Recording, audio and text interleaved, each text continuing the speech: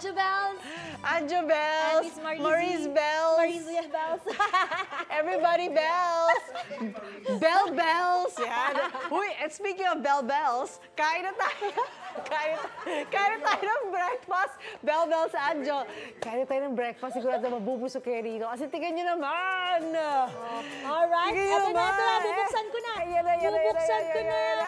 Ayun, may Ayun na. pa-smoke effect tayo. Steaming. Wow. Siomay. Yamin. Oh, ayan, di ba? Oh, di ba? Nag-moist kasi Nag-voice ang camera. Lumapit sobra. Gusto mo lumapit, Ayan. Hindi kasi gusto rin niya naaamoy. Yung naaamoy Tama. natin. Ang bango nga naman talaga. Nainggit yung ating cameraman. Correct. Pero grabe kasi Miss Lindang buhala sa sarap. Tingnan mo, ilang piraso nga niyan. Kalahating kilo na raw ang bigat. Wow na wow! Itong isang piraso na yan? Kalahating kilo. Oh my gosh, galiwa. Wow na wow! Ito nga. Si Chef JR ayan. nga. Oh, tingnan mo, hindi pinalampas. At pinuntahan niya nga ang pagawaan niyan. Chef, paano ba ginagawa tong giant siomai? Ito bago. Good morning. Ladies! Ayan lang naman. Pusong-uso ang dambuhala dyan sa studio. At syempre yung food adventure natin, hindi magpapahuli. Dahil yun nga, mayroon tayong kakaibang Chinese dim sum na binisita dito sa Malolos, Bulacan, kung saan.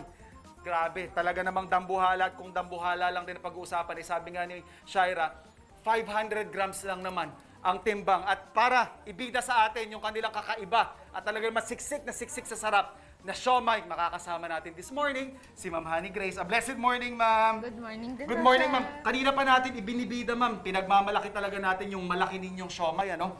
Ma'am, ang sukat noon yung ating super giant ay almost 4 inches. 500 grams, ha? Wow, grabe. Talagang bagay na bagay ito kay Anjo. Sulit na sulit to. Ma'am Honey Grace, paano nyo naman po ginagawa at pinoproseso yung inyong mga siomai dito sa inyong commissary? Una So- po muna kinulay. So meron po tayo ditong pork fat. Opo. Okay, tapos meron din tayong lean. Ito ma'am, sukat na sukat po yung mga ingredients na dito, ano? So may, kung mapapansin po ninyo, Food Explorers, may mga certain percentage po yan. Tapos meron tayo, anong flavor yung ginagawa natin ngayon, ma'am? Cheesy jalapeno. Cheesy jalapeno. But ilan flavors po ba yung meron kayo, ma'am, sa inyong ginagawa Meron dito? po kaming 11 flavors. 11? Opo. Ano yun, ma'am? Meron kaming shrimp, crab, scallops, triple cheese, jalapeno, ham, and pepperoni, tsaka octo. So, octo, kahit ano pong trip ninyo. Siyempre, kung yan, ano? Pork, beef, at saka chicken din, meron din tayo, ma'am. Opo, meron. Nice, kompletong-kompleto. Tapos, yung flavorings na sinasabi natin, ma'am, pare-pareho lang yan basically. Yung toppings lang po yung nagkakaiba. Opo. So, eto, hinahaluan na natin ng kanyang Ang jalapeno sili. dito.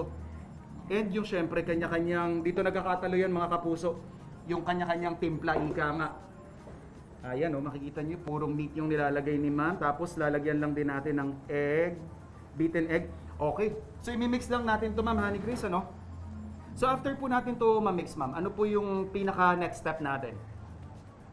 Ito po, Okay. babalutin na po. So, after natin ma-mix yung mga ingredients na yan, eto na po yung bising station natin dito. Ma'am Honey Grace, makikita natin, ang ganda ng kulay, no? Iba-iba yung itsura ng inyong siomai wrapper. Tapos, iba-iba rin yung sizes. Ano-ano po yung sizes natin, ma'am?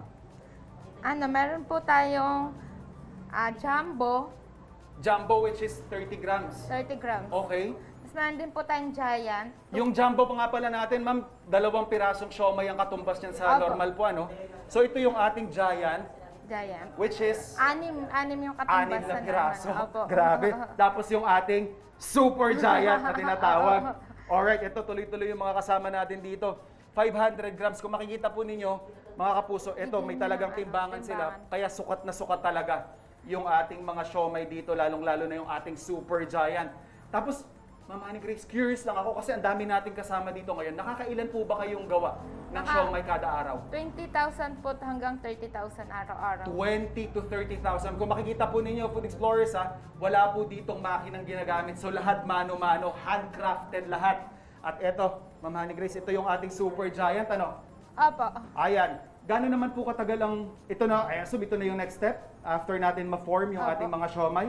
O ito, mga Food Explorers, ilalagay na natin sa ating steamer. Bukod dun sa ating ongoing na nangyayari ngayon. So, yung ating giant, super giant na siomai, is typically binibake or ini-steam natin ito ng mga 30 minutes. Yan yung ating inilalagay dyan.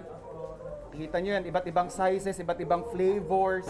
Tapos, yung ating giant naman, yung pangalawa, yung medium size nila, is mga 25 minutes. So, after 30 minutes, ito na yung kalalabasan niyan, mga kapuso. Ayan, oh. Kita nyo yung itsura niyan. Winner na yan. Imagine niyo 20 to 30,000. Tapos, sabi nga ni Ma'am Honey Grace kanina, na ikwento niya rin, na nag-umpisa daw yung negosyo niya sa bahay lang. Tapos nitong May lang sila nag-umpisa. At yun nga, nagsugal daw si Ma'am. Talagang nag-take chance siya doon sa kanilang produkto.